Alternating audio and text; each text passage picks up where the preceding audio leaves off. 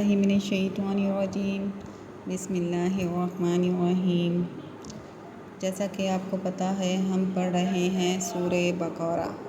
سورہ بقرہ کی آج آیت نمبر 35 یعنی 35 وہ پڑھتے ہیں کہ اس میں اللہ تعالیٰ کیا حکم دے رہے ہیں۔ وَقُلْنَا اور ہم نے کہا یا آدم اسکن، اے آدم تم رہو، انتا تم و زوجک اور تمہاری بیوی، جنتا جنت میں، بیوی سے مراد حضرت حوا علیہ السلام، وَكُلَا اور کھاؤ، منہا اس میں سے یعنی کہ جنت میں رہ کر کھاؤ، رغداً اطمینان سے، حیثو جہاں سے، شئتما تم چاہو۔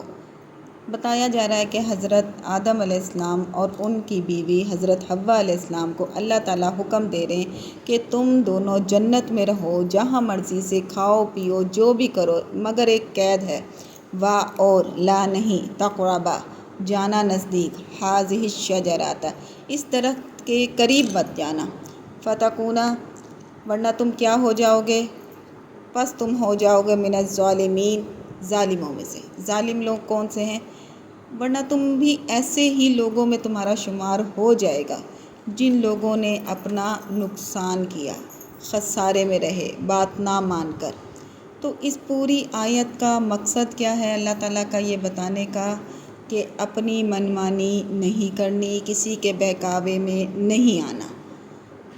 آگے یہ جاننے کے لیے کہ حضرت آدم علیہ السلام اور حضرت حوا نے بات مانی یا نہیں، تو اگلے پارٹ کے لیے اجازت دیجیے۔ اللہ حافظ۔